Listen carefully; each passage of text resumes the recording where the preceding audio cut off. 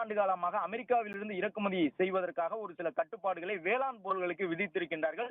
ஆனால் இந்த நேரத்தை பயன்படுத்தி எப்படியாவது இந்தியாவை நிர்பந்தித்து விட வேண்டும் என்று டொனால்டு ட்ரம்ப் முயற்சித்து வரக்கூடிய சூழ்நிலையில் தான் இந்திய விவசாயிகளின் நலனுக்காக உறுதியோடு நிற்கின்றோம், அமெரிக்காவின் நிர்பந்தங்களுக்கு அடிபணிய மாட்டோம், ஒருபோதும் அமெரிக்காவிலிருந்து சோயாபீன்ஸையோ அல்லது பருத்தி, மக்காச்சோளம் போன்ற இந்திய விவசாயிகளின் முதுகெலும்பாக இருக்கக்கூடிய வேளாண் பயிர்களை அமெரிக்காவிலிருந்து இறக்குமதி செய்வதற்கு ஒருபோது ஒப்புக்கொள்ள மாட்டோம் என்று பிரதமர் நரேந்திர மோடி அமெரிக்காவினுடைய இந்த தொடர் அச்சுறுத்தல்களுக்கு இடையே இந்தியாவினுடைய திட்டவட்டமான பதிலடியை தெரிவித்திருக்கின்றார்.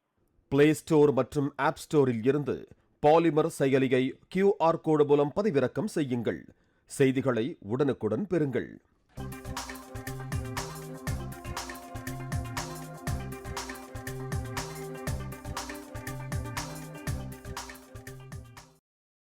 இதுவரைக்கும் நம்ம இந்த டாபிக்கை ஃபாலோ பண்ணதுலேருந்து இன்னைக்கு தான் மிகப்பெரிய ட்விஸ்ட் டர்ன் நடந்துகிட்டே இருக்குது. இந்தியா மேல நினைச்சு கூட பார்க்க முடியாத அளவுக்கு ஒரு மிகப்பெரிய டாக்ஸை வந்து ட்ரம்ப் போட்டிருக்காரு. ட்ரம்போட ஒரே கோல் என்னன்னு பார்த்தீங்கன்னா, இந்தியா வந்து ட்ரம்போட ஈகோவை ஹர்ட் பண்ணிக்கிட்டே இருக்குது. ட்ரம்ப் வந்து தான் தான் ராஜா, இந்த உலகத்தில் நம்ம சொல்றது எல்லாத்தையும் எல்லா நாடுகளும் கேட்பாங்கன்னு நினைச்சிட்டு இருக்கிற அந்த நேரத்தில் சவுத் கொரியா மாதிரி நாடுகள், பாகிஸ்தான் மாதிரி நாடுகள்லாம் ட்ரம்ப் சொல்றதுக்கெல்லாம் ஆமாசாமி போட்டுட்டு லைன்ல நிற்கிற அந்த நேரத்தில், அவர் எதிர்பார்க்காத நேரத்தில் இந்தியா ட்ரம்ப்பை எதிர்த்து நிக்குது.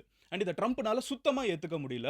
டாக்ஸை ஏத்திக்கிட்டே போயிட்டு இருக்காரு. இந்த வீடியோ நீங்க பார்த்துட்டு இருக்கிற இதை நான் எடுக்கிறதுக்கு ஒரு 15 நிமிஷத்துக்கு முன்னாடி புது நியூஸ் வந்திருக்குது. இந்தியா மேல அடிஷனல் 25% டாக்ஸ். நீ என்ன இன்னமும் நான் சொல்றதை கேட்க மாட்டேங்கிற, உன் மேல இன்னும் டாக்ஸை போடுறேன் பாரு அப்படின்னு சொல்லிட்டு இப்போ எஃபெக்டிவா 50% டாக்ஸ் வந்து இந்தியன் பொருட்கள் அமெரிக்கால விற்கிறதுக்கு போட்டிருக்காரு. போன வருஷத்தை விட இந்த வருஷம் வந்து நம்ம அவ்வளோ ஐபோன் வந்து நம்ம அமெரிக்காவுக்கு சென்ட் பண்ணியிருக்கோம். நம்ம எல்லாருமே பேசிட்டு இருந்தோம், நம்ம பார்த்துட்டு இருந்தோம். கரெக்டா ஹொசூர்ல நிறைய பேருக்கு வேலை வாய்ப்பு கிடைக்கும், சென்னையை சுற்றி நிறைய பேருக்கு வேலை வாய்ப்பு கிடைக்கும். இந்தியாவில் வந்து ஐஃபோன் செய்ய ஆரம்பிச்சிருக்காங்க. அந்த எல்லா ஃபோன் மேலேயும் டாக்ஸ். இந்தியாவில் இருக்கிற சாதாரண ஒரு கஷ்டப்பட்டு கூலி வேலை பார்க்கக்கூடிய அன்றாட வாழ்க்கை வாழ்றவங்க கூட கஷ்டப்படணும், ஏன்னா இந்தியா என் முன்னாடி அடிபணிய மாட்டேங்குதுன்னு சொல்லிட்டு ட்ரம்ப் நம்ம மேலே டாக்ஸை ஏற்றிக்கிட்டு போய்கிட்டே இருக்காரு.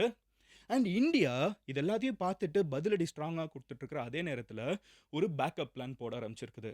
அண்ட் சத்தியமாக சொல்கிறேன், இந்த பேக்கப் பிளானை யாருமே எதிர்பார்த்துருக்க மாட்டீங்க. நம்மளோட பேக்கப் பிளானில் நம்ம இவ்வளோ நாள் பரம எதிரின்னு நினச்சிட்டு இருந்த சைனா இருக்குன்னு சொன்னால் உங்களால் நம்ப முடியுமா? நம்மளோட பெஸ்ட் ஃப்ரெண்டு ரஷ்யா இருக்குன்னு சொன்னால் உங்களால் நம்ப முடியுமா?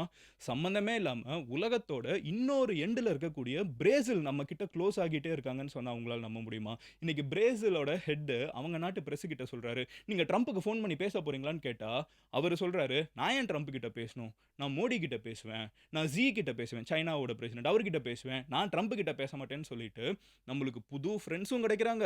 நம்ம இவ்வளோ நாள் ஃப்ரெண்டுன்னு நினச்சிட்டு இருந்த ட்ரம்ப் திடீர்னு நம்ம மேலே ஒரு மிகப்பெரிய ஒரு குற்றச்சாட்டை வச்சு நம்மனால தான் உக்ரைன்ல ரத்த வெள்ளம் ஓடிட்டு இருக்குன்னு சொன்னது மட்டும் இல்லை,